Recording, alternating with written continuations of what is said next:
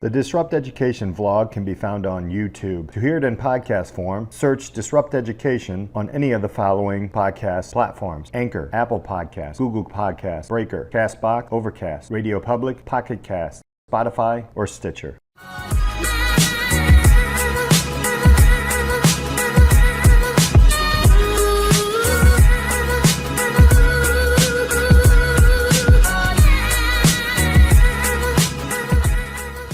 Welcome to Disrupt Education. I'm Peter Hostrasser, the host of the podcast. I got a great guest today. Aarolyn J. Casillas is with us. Thank you so much for being with us. Thank you for having me. Awesome. Yeah, so let's jump in. Let's talk about who you are. So if you can give us kind of an introduction to who you are and what you're doing these days. I am Aarolyn Casillas, mom of two boys.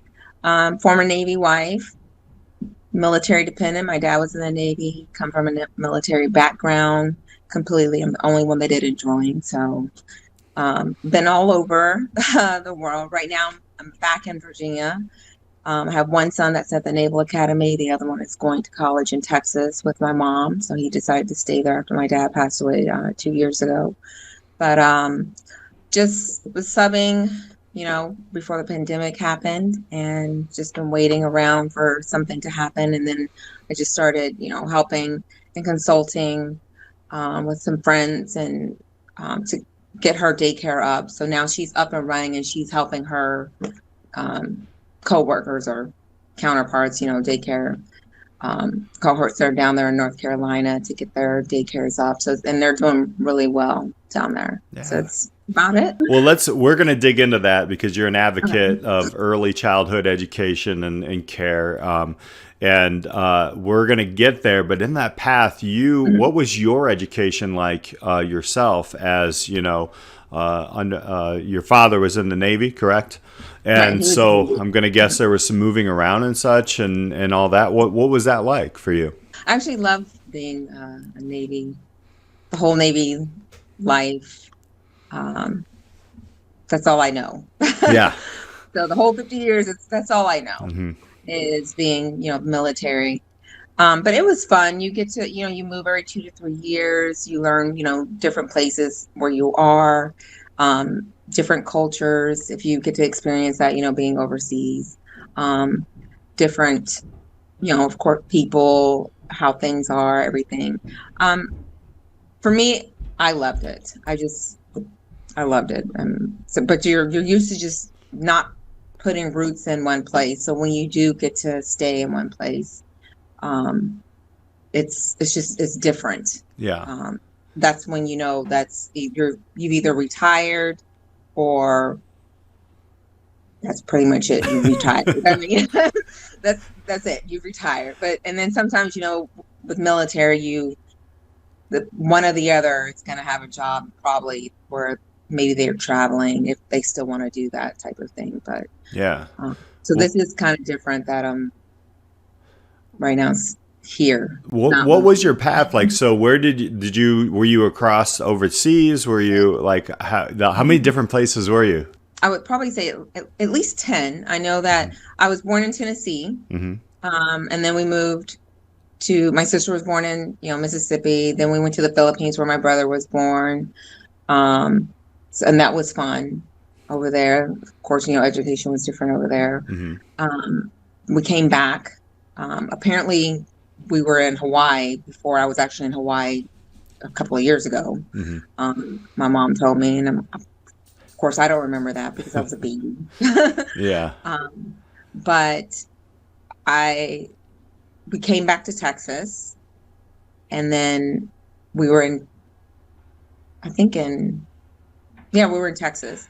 Met my husband, then we, moved. He went to London, and then I went to London after that.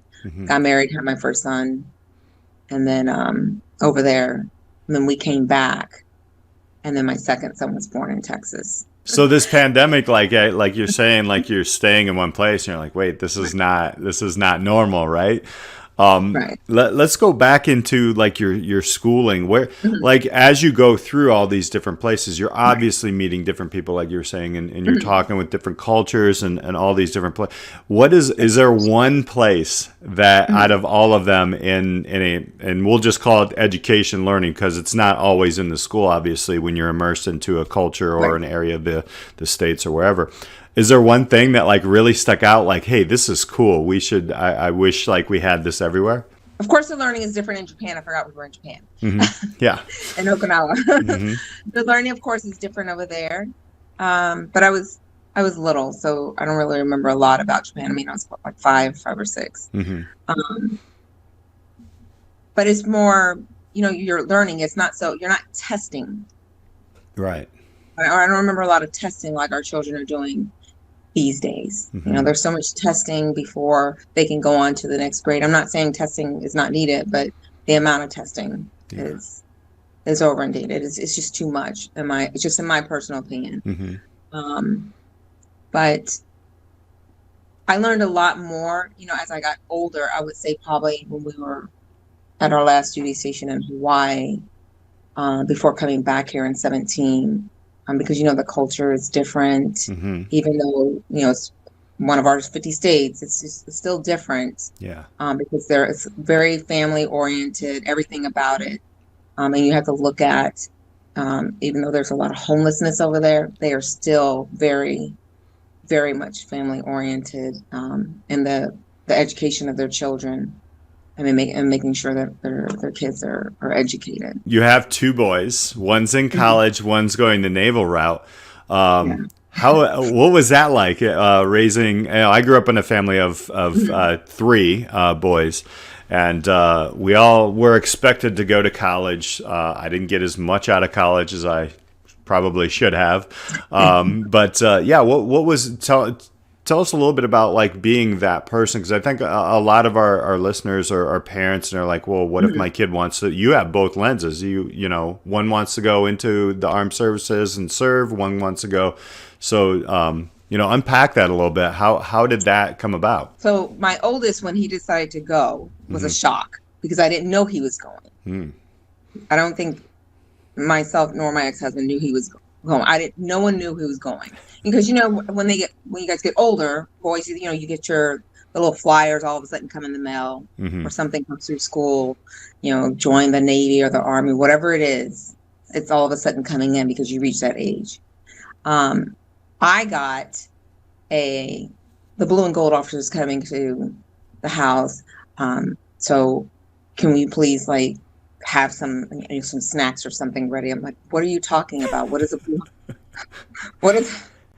I know the Navy ranks. I know all the military ranks, but what what is a blue and gold officer? What are you talking about?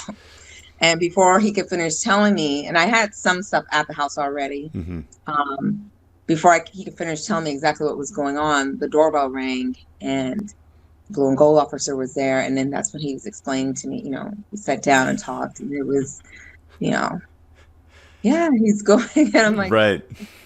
okay. but, but honestly, for both of my boys, I never wanted them to go, even Hmm. though I do come from a military background.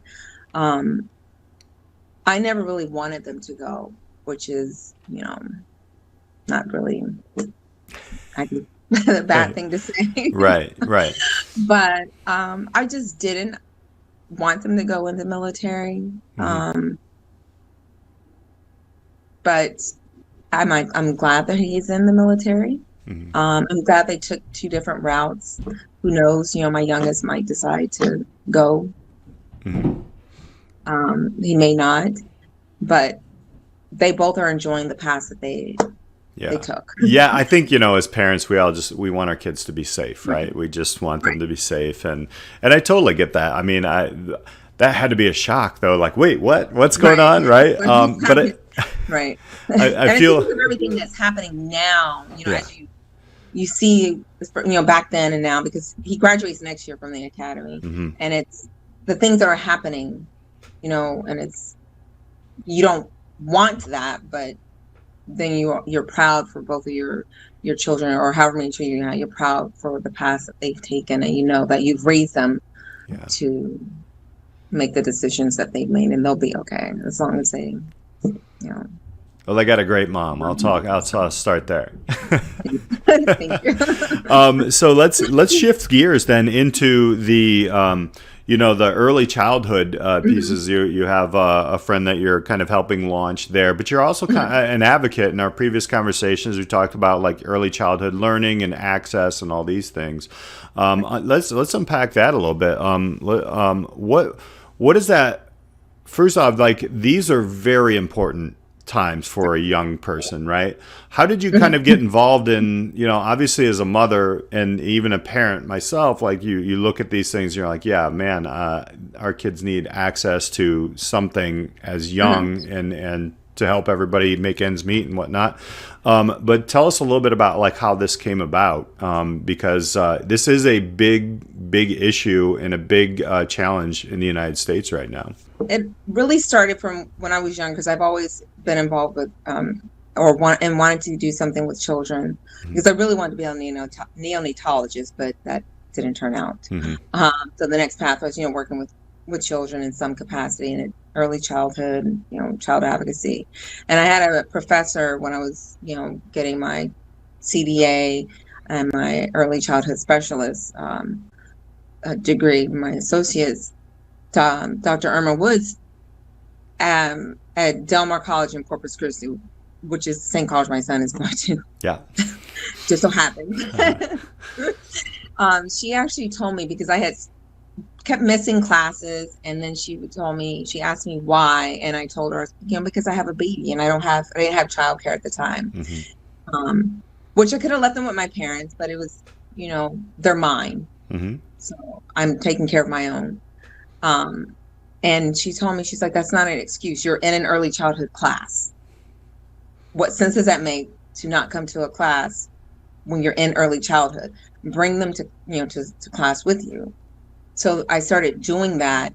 And it was funny because it's like they became the little, not tokens, but, you got a baby to work with in an early, to work with, and right. live babies that they could work with in the classroom, because Andreas was already 2 and Victor was a baby, so they kept, they had their infant they could work with, and they had their 2-year-old, their toddler, that they could work with in the class. And she did tell me, and I've used that mantra ever since. There's no excuse for you not to come to class. There's no excuse for you not to complete what you've started.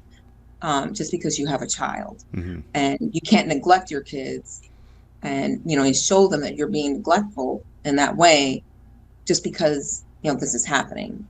You always can make a way, some kind of way. And so she never let me fail at anything, and I love her for that. And she retired the same year that Victor went down there, which is in 19. I think a couple of weeks before, to go to school. But it's ever since then, every time I would go and register for school, it was the same thing. I would just bring them with me, because I did all my classes online, so it was easy for me, especially moving around. And I would incorporate them into helping me, with it was funny, helping me do my work. Per se, like, they would learn their ABCs and 1, 2, 3, having them sort things in that type of manner, when there was something that needed to be done. But within that, I would teach them, different things, because it was about, advocating for them to learn, their phonics or their, like I said, their ABCs and things that have to do with early childhood. And with their teachers, I would tell them, I have them at work with me because, it's just me, dad is deployed and I don't have anybody else. And, they understood because it was on a military base as well, but it was more so I was able to do those type of things. And throughout my entire time, for my bachelor's, my master's, all of it, that's how I would handle it. And I didn't believe in just because, I went to go graduate that we were going to skip school that day. No, we're going to school. Even if it was 30 minutes. They went to school on the way back. after graduation, all the way from Iowa, Wow. we came back. Huh. And then, the school was even like, what are you doing? They Hmm. only have 30 minutes. It doesn't matter. Their education is important. How can I be, an educator and have my kids not come to school just because, you know, I graduated? I mean, no, they need to go to school and learn whatever it is they're learning in the last 30 minutes of school. And Yeah. that's what they did, um, all the time. Hmm. But I do believe that any opportunity for children to learn is a good opportunity, no matter what it is. They can be driving down the street and see a sign. Instead of just being McDonald's, teach them, the letter M, teach them the letters in McDonald's. Because they're going to learn that way by seeing the picture of what that is. So they can, say, that's McDonald's, and they can see the picture. Hmm. I still have to this day the little picture cards that I made when I first started in early childhood of, it's like a tiger, and the word is on the back of it, but it's, you show it to the child and it's like, what is it? It's tiger, and it goes back and forth. And I used that when I was subbing, and that's my special needs class and all my younger classes. Hmm. And you make it a game, and they actually liked it. Yeah. And they would prefer that over some of the other stuff that they had in the classroom, where it was just like the puzzles that they had to do, because they were they would see the animals and then they flip it over and you could spell out the word that is on the back of it, because it took it back to just regular things, like regular plain, blocks that you would Yeah. have, things like that. I think it's very cool. Honestly, how this professor who really was just kind of set everything like Hmm. up is amazing, because I think there are a lot of blockers in education because there's a lot of assumptions and a lot of isms and all these things that occur. Yet this one professor was like, bring them in. I'm like, I'm excited about that, because that's an experiential learning. Hmm. And even, like you're describing driving in the car, everything is an experience, is Right. actually a learning moment. So how do you plan on taking that Hmm. moment, and what's next for Aarolyn? Like, what's going to happen? What are you looking to do? I guess one of my business partners always calls it the big Hmm. hairy goal. What's the big hairy goal of where you want to go? Because you are a PhD candidate Right. as well, so we're close. Still working on Congratulations! it. It's Yes, happening. yeah, and It's still congratulations on happening. that. That is an amazing track. Right. But yeah, where do you want to go with this? And Mhm. what do you want to do? Well, I have my nonprofit that I started. I started it Yes. when we were in Hawaii. Then, life happened. We moved. Things happened. So I'm getting that back up and running. It was geared more towards abuse and neglect in Hmm. children, and the education of children. Just making sure that they have the right and proper education, and just doing a lot of consulting within that. So I'm getting that up and running again, and then just working a lot with that and just more consulting. And I just talked to, a church in California, Hmm. so Agape Christian Ministry, to maybe hopefully work with them to do some casework or social work Hmm. um, for their pre-K program. Of course, it would most likely be online, Right. Right. but that's okay. Hmm. Um, but something along that lines, just more advocacy and policy, because to me, I think that there's a lot of things that need to be changed within policy, Hmm. not just for the children, but for the teachers as well, for the educators. I think a lot of things they just need to change, Hmm. um, because it just seems like a lot is still on that mentality that we just need to test, test, test. But then when you look at the children, is you're testing them, but are we testing the teachers, the educators to do that as well? Um, it, and then if you're not, then what sense does it make it to test the children if Right. the educators aren't on the Hmm. same page, if they don't even know? But a lot of that is where I'm headed towards, and then Hmm. just making, especially with COVID, it is hard. Yeah. Yeah. So I've been helping, like a friend, try and get that part of the, business out, like with health and sanitation and like sanitizers, and get some of that out to maybe some, the schools that are in need, get that out to them. But there's a lot of, of course, red tape that has to go. Yeah, there's so much, and I mean, in our conversation before, we were talking about like the transition when COVID subsides a little bit, and then Right. going back into school, but there's still going to be these challenges. It opened up a lot of windows to what are the inequities in school, what are the trauma that's happening, and now even there's another layer, unfortunately, of COVID, like you're explaining. It's amazing because I love this story of going through your college and that one person, right? That mentor, that Right. nope, let's go. And it usually happens, and I really appreciate that. I know you're going to give that to so many more people. How can people connect with you, possibly work with you? Where can people find you? Well, I'm on LinkedIn, and I do have my site is almost up for my Aarolyn's. It's called Aarolyn's Angels, which is actually after my boys. So it's my name, and then my angels are my boys. So they actually came up with that one. Oh, nice. And then yeah, so it's just really, I'm on Twitter, but not as much. So, but I do have my Instagram, which is under, I still believe it's under my my Navy, Miss Navy Yard. Which, yeah, But you are a pageant winner. I'm just going to under throw that that out there. So it's under that. yeah, people can check that out on Instagram, because I think we follow each other on Instagram. Right.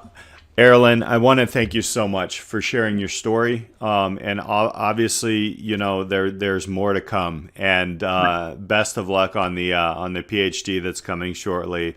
But I really appreciate it. You are a disruptor in the way that you're going to make some good things happen, some policy. I know it. And then and with the Aarolyn Angels. Thank you so much for hanging out with us on Disrupt Education today. Thank you so much for having me again. Awesome. And thank you all for listening. Give us a subscribe, check out, give us some feedback, hit those 5 stars, always helps, and we'll see you next time.